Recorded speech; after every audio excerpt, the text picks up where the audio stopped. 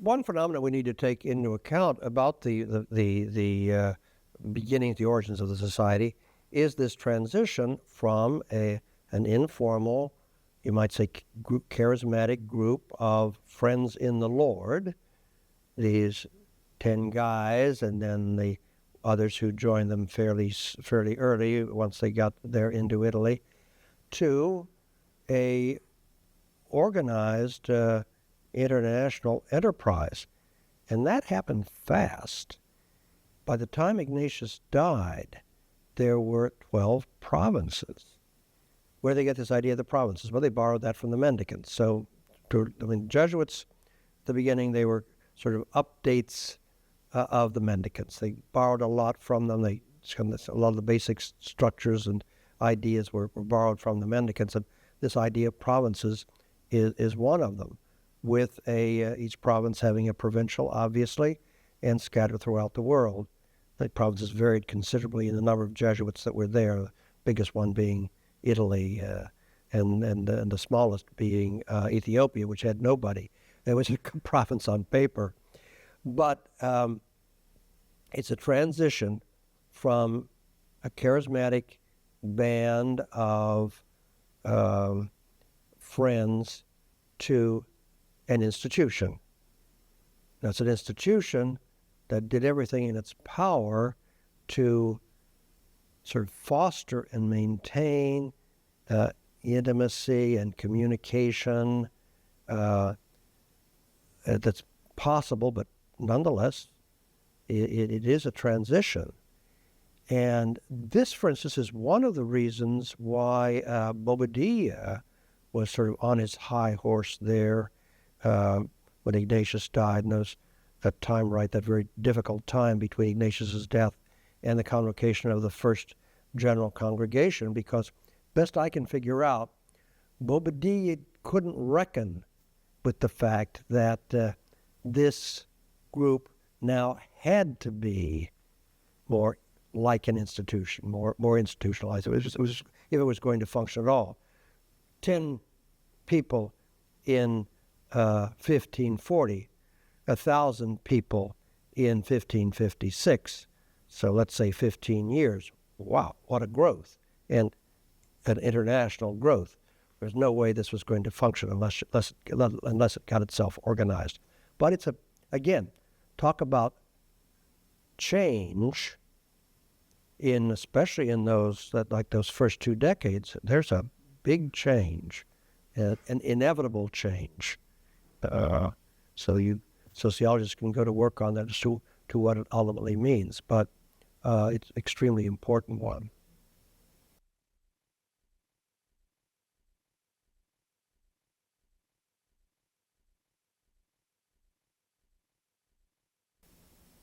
There is an issue of Ignatian spirituality or Jesuit spirituality in the after Ignatius's death, and by the time we get into the late 16th and early 17th century, what happened to it. I think that one can say that it became more moralizing than the initial inspiration of the spiritual exercises and of Ignatius in his own life. That came about because this ongoing fear of a false mysticism, this ongoing sort of fear that of the Alumbrados and their successors, and that the society should not spend too much time in contemplation.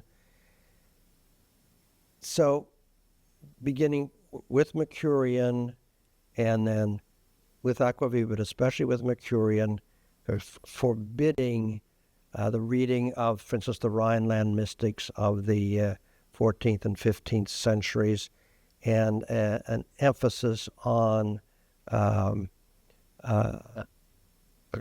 doing one's duties, not spending too much time in prayer, and a little moving away the whole affective aspect of Ignatian spirituality, which is at the core of it. Indicative of this is one of the most famous and important and best published books ever written by a Jesuit, and that is The Practice of Christian Life and Perfection by Alphonsus Rodriguez, the Spanish Jesuit of the early 17th century. That book that, after a certain point, I don't know exactly when it started, but that every novice in the Society of Jesus read every day of his novitiate for 3 years. And if you finished reading it once, you just went through and you kept on reading it until the novitiate was over. It's completely disappeared from circulation now, but it was not only the Jesuits, but it was many other religious orders also prescribed the reading of this book. What was it? Well, it was a kind of a genial admixture of all kinds of things, but it was, I think you can say that it's, broadly speaking, it's kind of based on the spiritual exercises, but also a lot of monastic elements got mixed in there, a lot of sayings of the fathers of the desert. It was kind of a mixtum gatherum, like Alice's medicine. There was so much in it that there was something there good for everybody. And sort of lost sight of some of the very distinctive aspects of Ignatian spirituality, such as discernment, something we're so familiar with today. I was just looking the other day at this very popular book, a commentary on the spiritual exercises, which was published by Woodstock College. I think it was the year 1900. It was right at the very end of the 19th century, beginning of the 20th century. And it was looked upon as the most reliable, most authoritative commentary on the spiritual exercises by a Jesuit by the name of Mechler, Maurice Mechler. What's the purpose of the spiritual exercises? It's to learn how to discipline oneself to practice a Christian life of virtue. Period. So it's an exercise in self-discipline. Quite different from the way we understand the exercises today, and yet this was widespread. The history of Jesuit spirituality is very complex, and we should not assume that as we understand it today, that this was the understanding that prevailed in the past, and it took different forms at different times.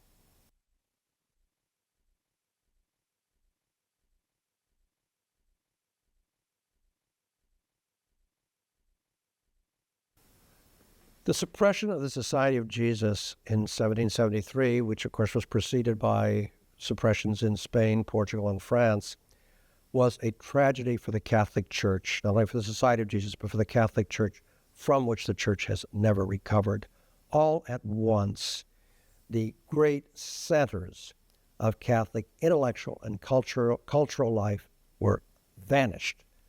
A few of them survived by other religious orders taking them over, but by and large, they vanished or they were taken over by the secular governments. So it was a terrific cultural and intellectual catastrophe for the Catholic Church, made the Church really unprepared for the aftermath of the French Revolution, for all the problems of the 19th century. It was a terrible thing. How did it come about? Well, on one level, it's a little bit hard to explain. It's one of those great things that happen in history, and you kind of juggle a few things around it, you get some light on it, but nothing is really terribly satisfactory. Maybe the setting for it all was the Jesuit success. They were envied because of the really brilliant nature of their schools. In Italy, all those 130 or so schools, that kind of their control of education, these great artistic projects that they were engaged in, envy, bring them down. I think that's a factor that must certainly be taken into consideration. In these courts of Spain, Portugal, and France, at least the courts broadly speaking now, there were powerful figures, and although the monarchs were favorable to the society, powerful figures who, first of all, looked upon the society as a foreign entity. After all, it was basically governed from Rome, and the Pope was a foreign power. It was not simply spiritual head of the church, but he was a foreign power, governed from Rome, and could not be, they felt the society could not be controlled and nationalized, you might say, the way the other orders could, and certainly the way the diocesan clergy could. So this was all part of the great golden sunset, if you will, of the absolute monarchs, the divine right monarchs, soon collapse of their own weight in a few decades. But that was one big reason. Never underestimate the virulent, ongoing opposition of the Jansenists. Although they were condemned several times, they still survived, and survived even in the papal court, even in the papal. There were cardinals who were, in their heart of hearts, Jansenists, and saw the society as a betrayal of Catholicism.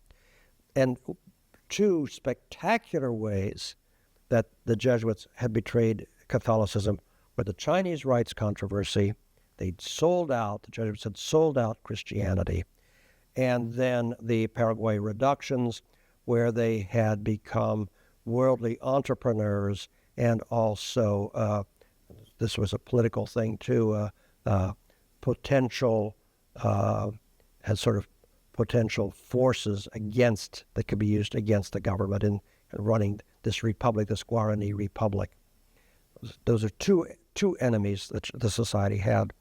Then there were also the deists, the thinkers of the Enlightenment, that the real God was the God of reason.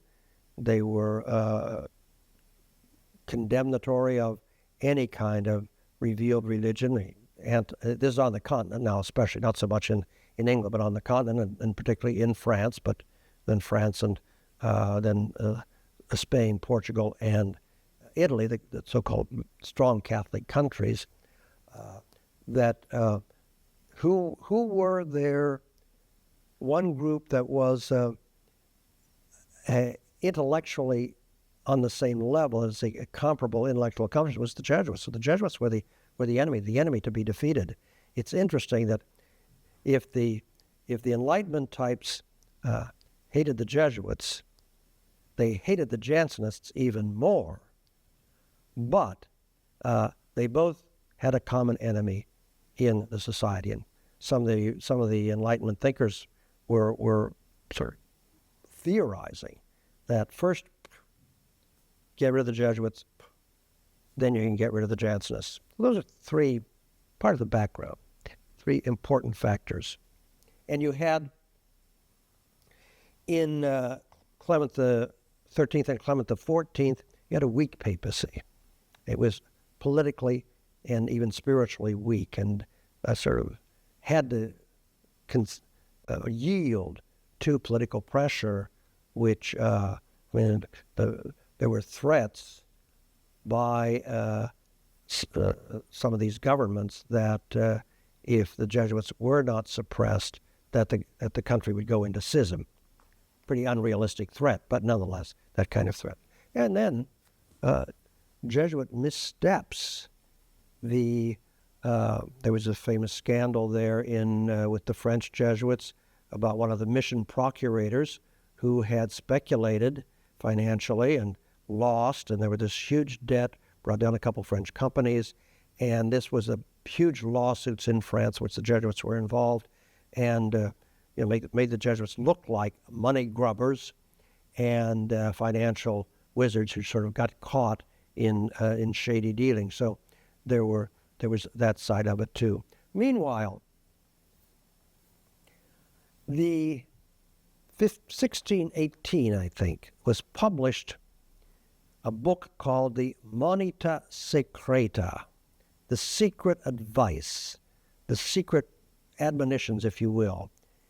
it was a document that purported to be instructions from the general, in this case Aquaviva, to superiors, these were secret instructions that were not to be communicated even to other members of the society, about what?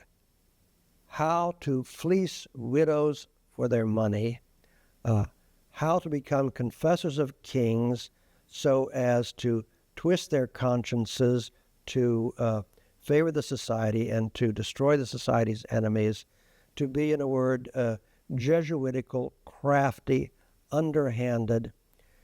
It was exposed immediately as a forgery, was denounced, but nonetheless, it hit a chord and it took hold. There was just enough. This was written by, as a matter of fact, an ex-Jesuit, so he knew there was just enough verisimilitude to it to make it credible, translated into all modern European languages, in edition after edition after edition, up well into the 20th century. So there was this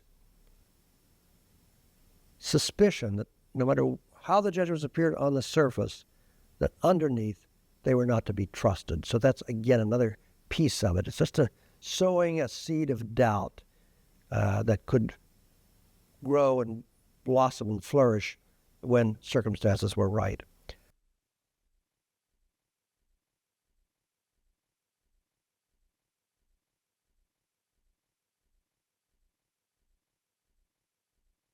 One of the most amazing things that I've witnessed as a scholar has been the dramatic, absolutely dramatic change in scholarship about the Society of Jesus in the last 15 years or so. What's happened? Well, first of all, let's take a look at how it was before then. First of all, the Society had a wonderful basis for scholarship about its history. We have all these documents from the early period published in the Monumenta Historica, carefully edited, all these archives. And in the meanwhile, we've had a great tradition of Jesuits writing about Jesuit history.